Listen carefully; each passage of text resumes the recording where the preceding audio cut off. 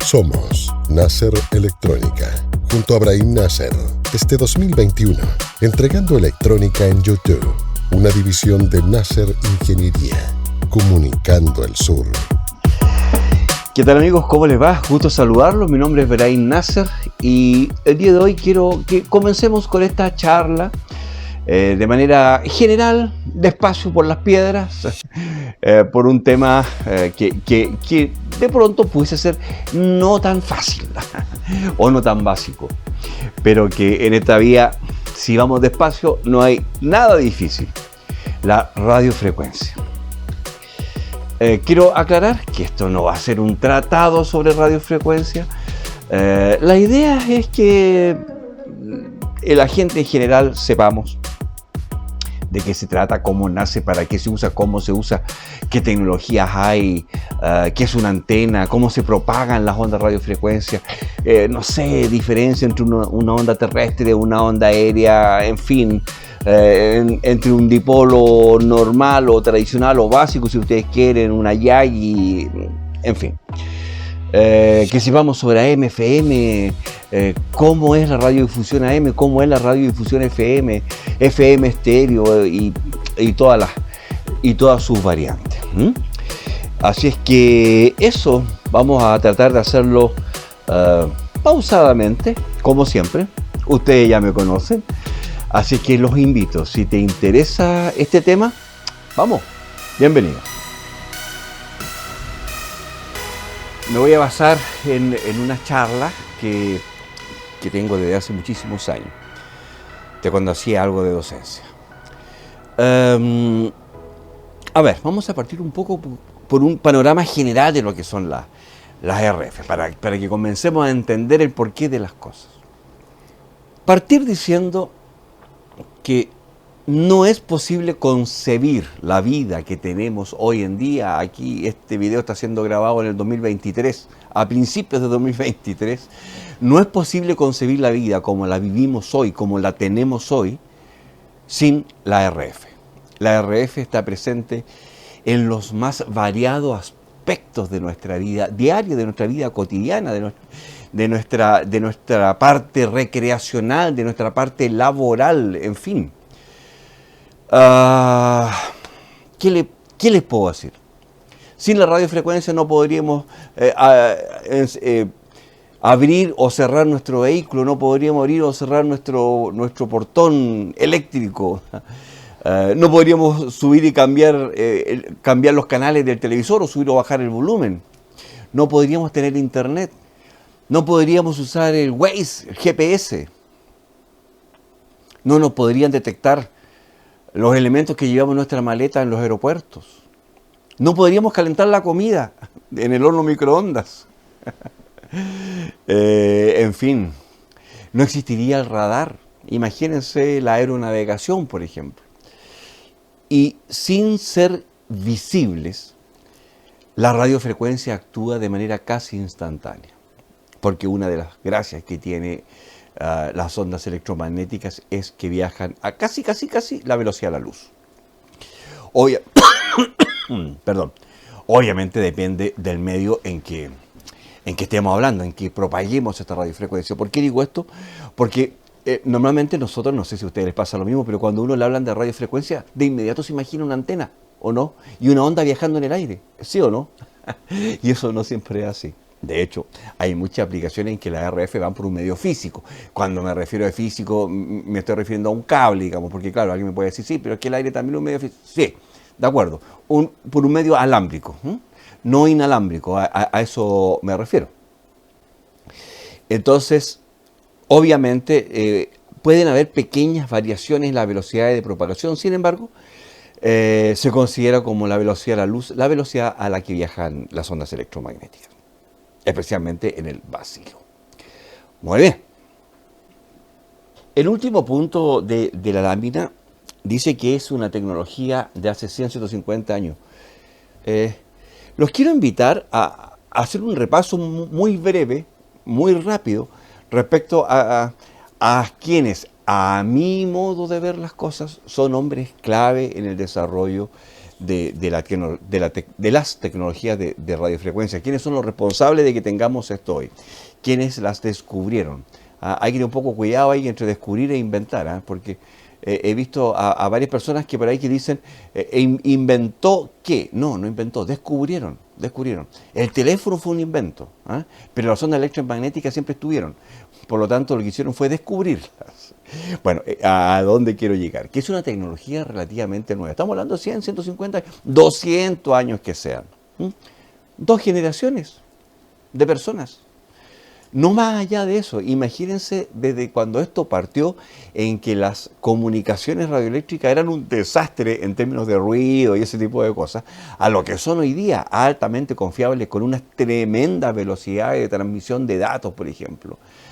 En que, no sé, pues, las primeras transmisiones en AM, con suerte se escuchaba ahí el locutor o la música, porque son ondas que son muy fácilmente influenciables por fenómenos atmosféricos. Caía un rayo, un trueno lejos y eso afectaba a la recepción de las señales, por lo tanto eran muy ruidosas. A lo que son hoy día.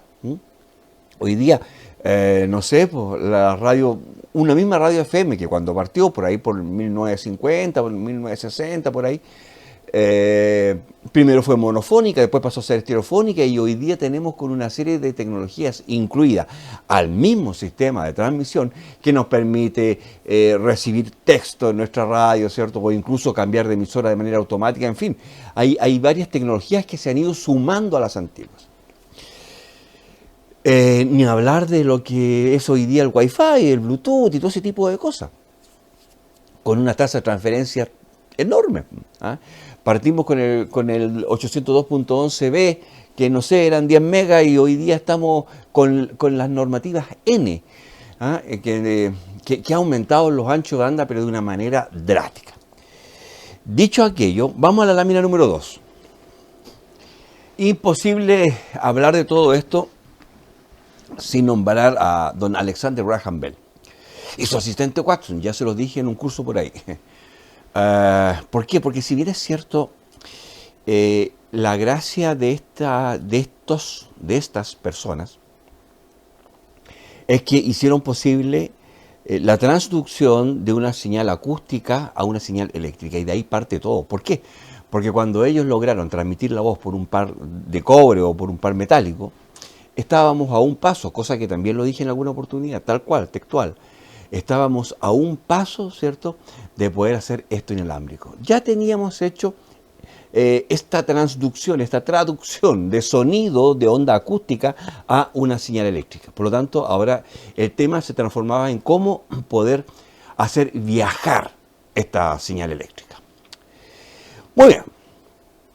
También lo mencioné en algún capítulo de otro video de este canal, que posterior a don Alexander estuvo el señor Maxwell, ¿cierto? Y que Maxwell hizo un postulado, ¿se recuerdan de aquello? Y él postuló que habían unas ondas extrañas que tenían la capacidad de viajar, de abandonar el medio físico y viajar por el aire. Un postulado, él descubrió eso o supuso que eso sí existía. Perfecto. Otra cosa importante que dijo Maxwell es que estas ondas debían viajar a la velocidad de la luz. Ojo, míralo cómo llegó a estas conclusiones. Y bueno, posteriormente llegó don Heinrich Hertz, de eso estoy seguro, Hertz. Aquí está el Heinrich Hertz, alemán. ¿Y qué hizo Heinrich Hertz? No hizo otra cosa que demostrar que lo que decía Maxwell era verdad. Sucedía. Ok. Hertz, la gracia que tuvo fue que logró construir un sistema de emisión y un sistema de recepción. Es decir, él podía generar la onda, ¿cierto?, y recibirla. Ok. Hasta ahí teníamos el camión que se trasladaba de un punto A hasta un punto B, pero que no tenía carga, es decir, no nos servía. Aún, hasta que llegó otro hombre brillante de este tema, el señor Marconi, el dios de los radioaficionados, como ya se lo he dicho antes, y que Marconi logró realizar no sé si la primera, pero por lo menos hasta donde o lo más común saber, digamos, es que logró la comunicación radioeléctrica. Es decir, logró transportar voz a través de este medio radioeléctrico. Hay otro hombre que es poco mencionado en general. Sí, si tú te vas a la literatura más específica, sí aparece y bastante. Pero en el inconsciente colectivo de la sociedad no suena. Y es Don Howard, Edwin Howard. Es un científico, ingeniero norteamericano que falleció por ahí por 1954. Imagínense, pues, él murió en 1954, yo nací en el 67, es decir, un par de años, 10 años después. Si esto de la RF tuvo un advenimiento, digo, pero brutal en los últimos años. Es decir, es una tecnología que creció, pero exponencialmente. Bueno, pero me estoy yendo de don Edwin. ¿Qué hizo Edwin? Yo lo amo, yo lo admiro, yo lo idolatro. Edwin. ¿Por qué? Porque Edwin diseñó, creó, inventó, dijo, la radiodifusión en frecuencia modulada.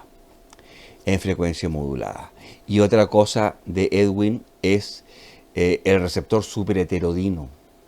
Cosas que vamos a ver en detalle conforme va a ir transcurriendo esta charla. No le llamemos curso, llamémosle charla, ¿ok? Y eso fue genial porque con la invención de la FM logró que la radiodifusión tuviese una calidad de audio espectacular. Uno. Y dos, con el superheterodino simplificó los receptores de radio, pero de una manera terrible. Y esto también de alguna manera instó a que existiesen muchísimas radiodifusoras en un dial, en un determinado espectro de frecuencia, ¿cierto? Y que con un único receptor pudiésemos recibir cualquiera de ellas con la misma calidad o con la misma sensibilidad, si ustedes quieren, independiente del rango de frecuencia que tuvieran, si estuvieran abajo del dial o arriba.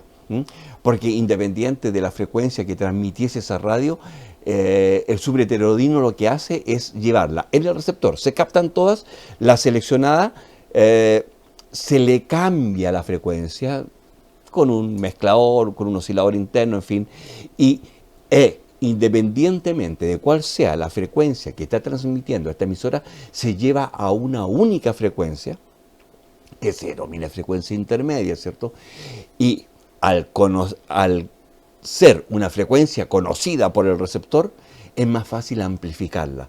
Es más fácil amplificar una frecuencia determinada que un rango extendido de frecuencia, eso es evidente, ¿no? Y eso es lo que logra el sistema superheterodino. Por lo tanto, Edwin Howard, para mí, es una de las personas brillantes en este tema, principalmente de lo que es la radiodifusión. Pasemos a la siguiente lámina. La siguiente lámina, en realidad, lo único que tiene ahí son dos gráficos, una de corriente continua y otra de corriente alterna, que yo creo que a esta altura del partido todo el mundo lo maneja. Tenemos en este canal varios cursos de osciloscopio, de ingeniería de función, en realidad que lo hemos mencionado, ¿cierto? Sin embargo, sea como sea, también lo comentamos en uno de los capítulos iniciales del curso básico de electrónica, que cuando una corriente eléctrica atraviesa un conductor, ¿cierto?, se genera en torno al conductor de manera concéntrica unos campos magnéticos, ¿cierto? ¿Sí? Ya. Ok. Cuando la corriente que atraviesa este medio es alterna, se generan, y esta señal alterna tiene una frecuencia por sobre los 3 kHz más o menos, 3 kHz más o menos, se generan en ellas, aun cuando algunos textos hablan desde los 30 Hz, y otros más osados he leído desde los 3 Hz, pero no sé, ¿desde dónde parte una señal? ¿Desde dónde podemos llamar RF una señal? Es un tema bien discutido durante muchísimos años, ¿ok? Hasta los 300 gigas lo tenemos claro, porque después parte la luz. Pero en el extremo inferior hay algunas discusiones al respecto. Ok, ¿por qué? Porque para que una señal sea considerada RF, tienen que generarse en ella dos campos. Y esto lo tengo aquí en una lámina. Acá. Ya les comenté que al circular una corriente por un conductor se genera un campo magnético en su entorno, ¿cierto? De manera concéntrica, es decir, concentro en el propio conductor. Y que sigue la regla de la mano derecha, es decir, si la corriente va en ese sentido, este es el sentido del campo magnético. Eso lo sabemos todos desde la secundaria. Perfecto. Cuando la señal que pasa en un conductor, sea antena o no sea antena, no necesariamente antena, se genera en el medio, en el conductor, ¿cierto? Dos campos. Un campo eléctrico y un campo magnético, que a su vez están perpendiculares entre sí. Y de ahí el nombre de ondas electromagnéticas, debido al campo eléctrico y debido al campo magnético. Hay una conjunción ahí de estos dos fenómenos. Bien, esta conjunción del campo electromagnético, que en adelante le vamos a llamar el EMF, Electromagnetic Field, campo electromagnético, ¿ok? Tiene la capacidad de abandonar el medio y viajar por el aire, por el espacio. O por el aire o por el espacio. O por conductores también. Es decir, viajan las cargas electromagnéticas. No es que viajen los electrones como electricidad. No sé si se entiende. Hay una onda que es capaz de abandonar el medio. En el caso de la red eléctrica domiciliaria, que son de 50 Hz, también tiene un campo electromagnético, sin lugar a dudas. De hecho, lo hemos medido, ¿se recuerdan? Cuando llegó el medidor de campo electromagnético, que de hecho no lo tengo porque está en la empresa.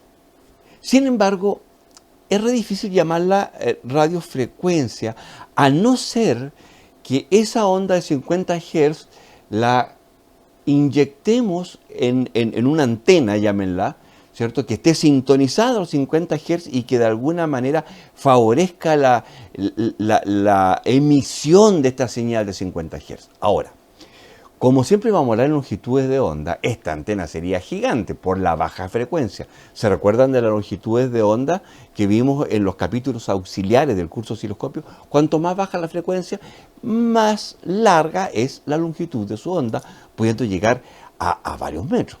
Recordemos, por ejemplo, que la banda ciudadana, ¿cierto? Los 27 MHz son 11 metros.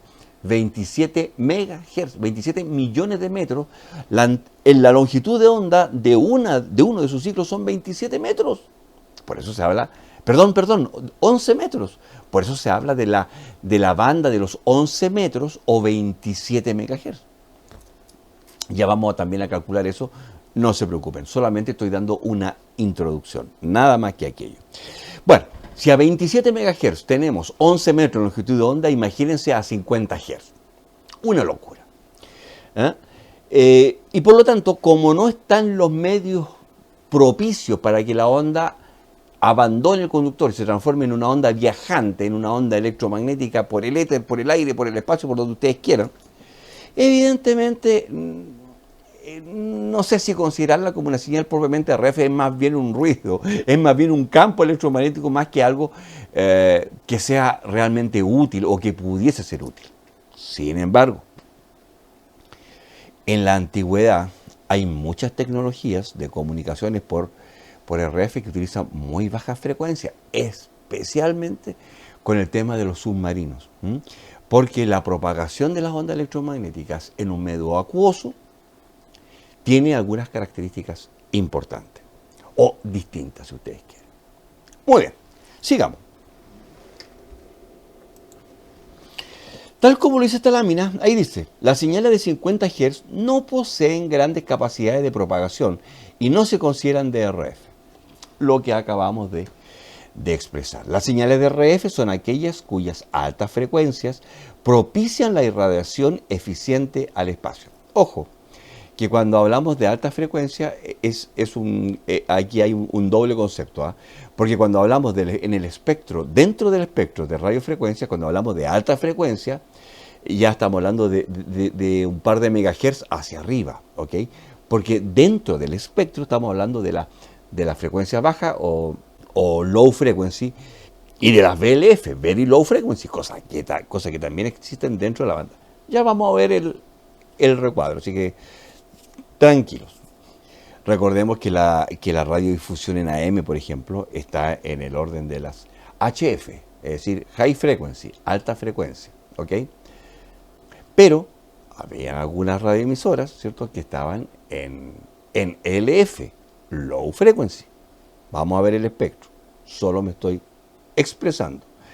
La radio FM, esa ya y van del dial desde el 88 hasta los 108 MHz, eso está en VHF, y de ahí para arriba vienen las comunicaciones UHF. Entonces hay que tener un poco de cuidado acá cuando dice las señales de RF son aquellas cuya alta frecuencia. Yo le quitaría el alta y lo dejaría en frecuencia, cuya frecuencia, ahí sí, propician la irradiación eficiente al espacio o al medio. Ojo con el espacio, no necesariamente me refiero al espacio exterior. Bien. El espectro de RF no está estrictamente especificado en la parte inferior. Sin embargo, y la literatura establece un rango aproximado de entre los 3 y 30 kilos. Ojo con esto, 3 y 30 kilos para el inicio de la banda, de 3 a 30 kilos. ¿Ok? Lo que sí todos concuerdan es que esto llega hasta los 300 GHz. De ahí para allá, luz, calor, en fin. La RF no solo se transporta por el espacio, también lo hacen por cables conductores, KTV, radio TV, entre equipos en red, instrumentación de medición, en fin.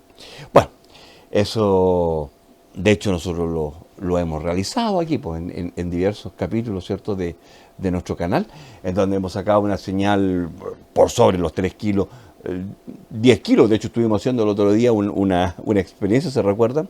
La sacamos en general de funciones, la colocábamos un circuito y la señal se transporta, bien digo, a través del cable en un medio físico.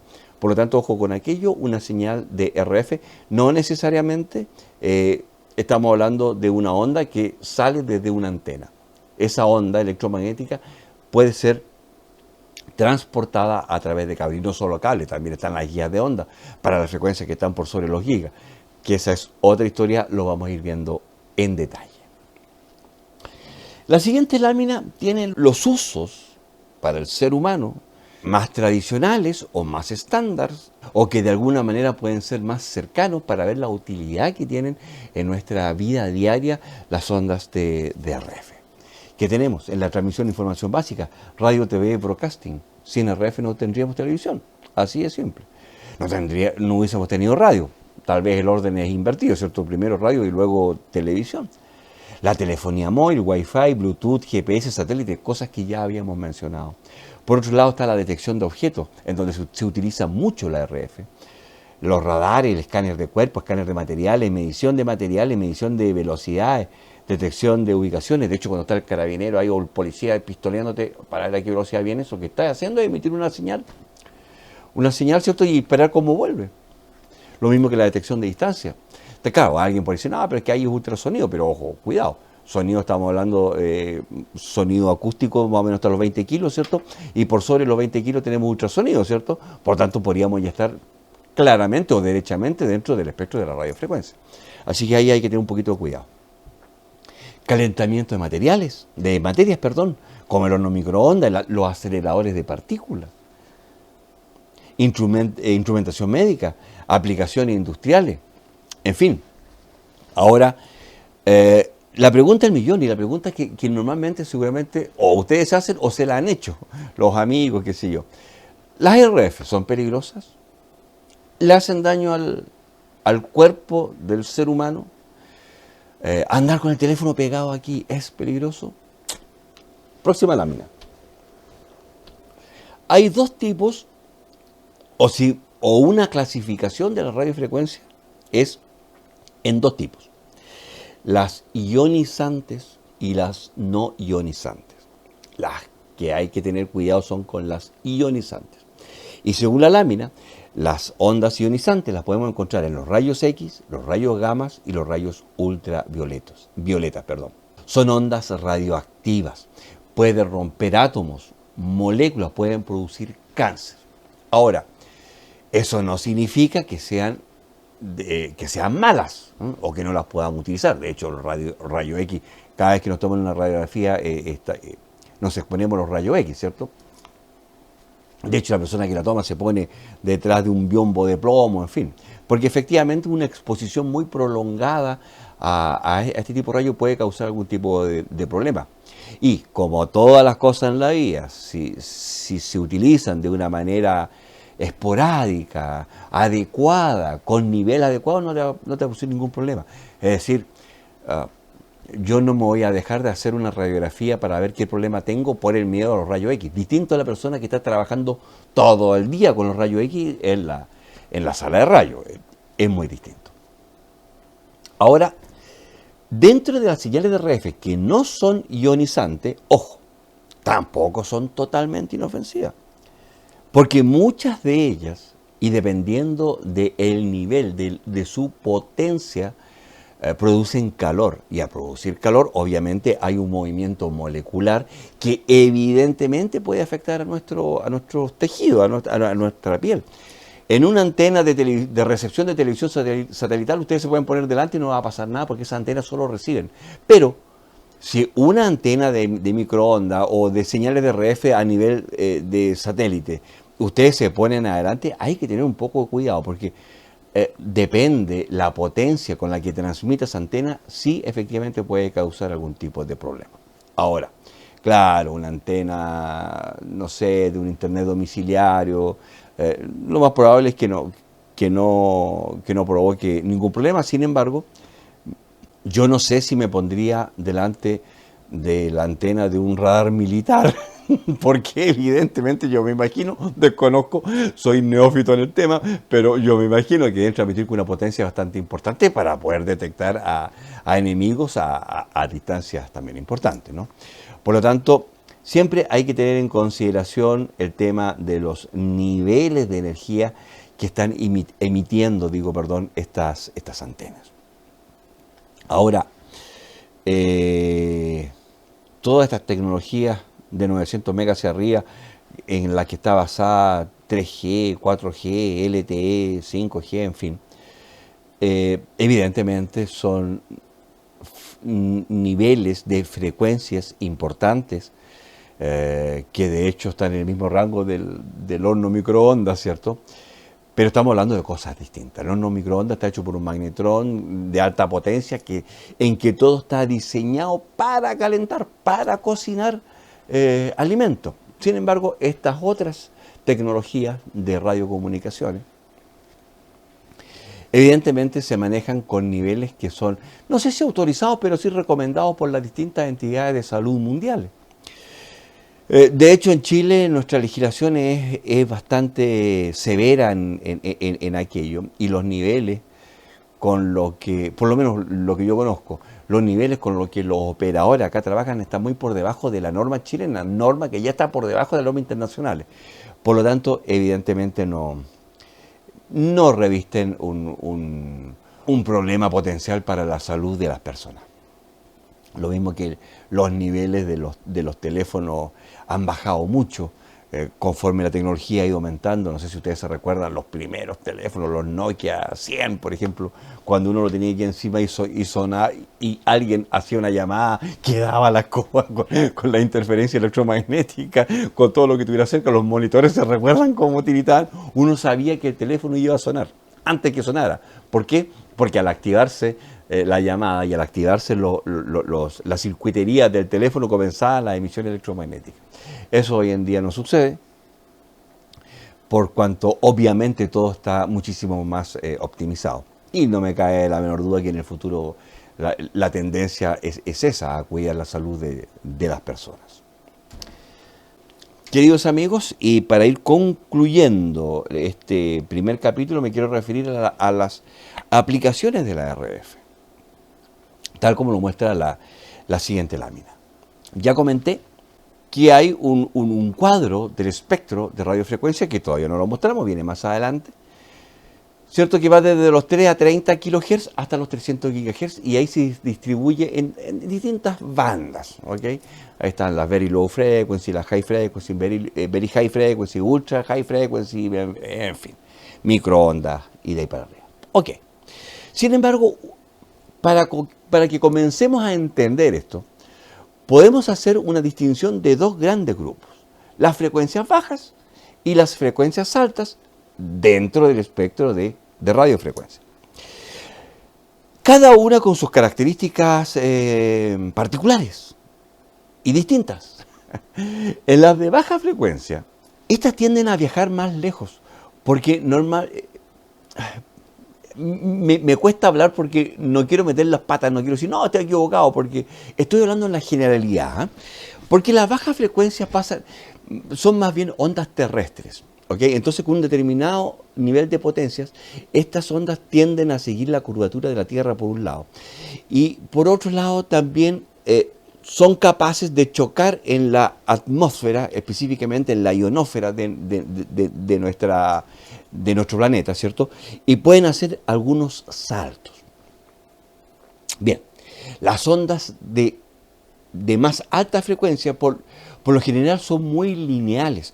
Por lo tanto, por la curvatura que tiene la Tierra, no saco nada con transmitir en un punto A con mucha potencia, porque no voy a llegar a un punto E si es que está más allá de mi horizonte. Es por eso que las estaciones, no sé, pues de celulares, las estaciones repetidoras de microondas, las torres son de por lo menos 60 metros. Y están muchas veces en terrenos que son como desiertos. Y uno podría decir, bueno, ¿y por qué está tan alta si no hay nada, no hay ningún edificio?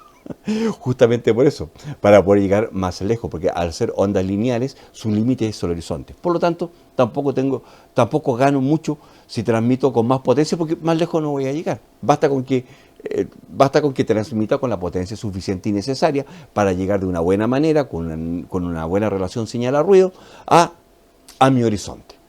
Eso es en el extremo de las altas frecuencias. En el extremo de la baja frecuencia son ondas más terrestres, ¿ok? Y son capaces de seguir las curvaturas de la Tierra. Por lo tanto, ahí sí importa la potencia. Antiguamente las radios de onda corta o, en fin, las radios AM transmitían con muy alta potencia porque eran capaces de dar vuelta al mundo. Bien. Otro fenómeno es la penetración de objetos o de materiales. Las ondas de baja frecuencia normalmente penetran objetos y las ondas de radio de alta frecuencia no. Por ejemplo, el Viper. ¿Ustedes se recuerdan del Viper? Usted podía estar en un subterráneo y iba en el metro, sin repetidora, sin nada, porque hoy en día el celular también funciona en el metro, pero porque en el metro pusieron repetidora. Si no hubiesen repetidora en las estaciones, en los túneles de los metros, no olvídense de tener 3G, LTE, en fin. Porque esas tecnologías funcionan a alta frecuencia. Por lo tanto, esas no son capaces de penetrar objetos menos la Tierra. Pero la baja frecuencia sí. El Viper llegaba donde usted estuviese. A mí me encantaban. Era la tecnología más segura que pudiese existir. En cuanto más segura me refiero de más segura recepción. A eso voy. ¿Ok? Ahora, su gran problema, el ancho banda limitado, evidentemente. Al ser una onda de baja frecuencia, el camioncito es más chico. O no sé, si queremos transportar algo, no es lo mismo transportarlo en un camión por tráiler que sea en comparación a un tren, por ejemplo. Y si tengo un camión tráiler, tampoco lo puedo comparar con un utilitario de reparto local. La cantidad de carga que puede llevar cada uno es muy distinto. Acá un poco la cosa es más o menos así. Cuanto más baja es la frecuencia de la señal portadora de RF, es decir, de la frecuencia que voy a utilizar para poder transportar la información que yo quiero, puedo enviar menos información. Cuanto más alta la frecuencia, puedo enviar más información. Y es por eso que las distintas nuevas tecnologías siempre apuntan a ir subiendo en frecuencia. De hecho, los enlaces para la transferencia de Internet ya hoy en día estamos en los 30-40 GHz, cuando hace 5 años atrás estábamos en los 5 GHz y hace 6-7 años atrás estábamos en los 2,4 GHz. Siempre la tendencia es a subir en frecuencia para poder transportar mayor información útil, que es lo que nosotros deseamos. De hecho, ahí lo dice la lámina, gran ancho de banda. Tiene el gran problema de que no penetran obstáculos. Y es por lo mismo también que las redes de 5G, cada un par de cuadras hay una estación. Y no se trata de aplicar más potencia, no pasa por un tema de potencia, pasa por un tema de refracción, reflexión, en fin. Todos temas que vamos a ir desarrollando paulatinamente. Finalmente, para que tengamos algunos ejemplos de lo que estamos hablando. Ahí vemos que para baja frecuencia estamos hablando de kilohertz y de altas frecuencias, la frecuencia entre los mega y los gigahertz. Y como ejemplo de uso, lo que habíamos dicho, mira, AM Broadcast, beepers y ecosondas. Ojo que la FM no está ahí, porque la FM ya trabaja entre los 88 y 108 MHz y eso es VHF y bueno, como su nombre lo indica, Very High Frequency, frecuencias muy altas. Por lo tanto, la radio FM ya se ve afectada por los obstáculos. No tanto como lo en las microondas, sin lugar a duda, pero si ustedes se separan un poco de la ciudad en donde está la antena de la radioemisora FM, ya comienzan los ruidos, ¿no? Comienzan los problemas de recepción. Y a un par de kilómetros ya derechamente no hay. Cuanto más alta la frecuencia, ese fenómeno se atenúa, se agrava. Queridos amigos, FM Broadcast, enlace microondas, satélites. Yo creo que para este primer capítulo ya la charla va un poquito larga. La idea es no aburrirnos, sino abrumarnos con la información. Así es que bueno, lo espero en un próximo capítulo. En cuanto tengamos un momento de tiempo, lo vamos a continuar. Mi nombre es Brahim Nasser. Sígueme en nuestras redes sociales para que ustedes mismos se enteren de cuando estemos lanzando nuevos capítulos de diversos temas en este canal. Muchísimas gracias. Un gran abrazo a todos y cada uno de ustedes. Que estén muy bien. Chao, chao. Somos Nasser Ingeniería, la empresa líder de telecomunicaciones de la Patagonia chilena.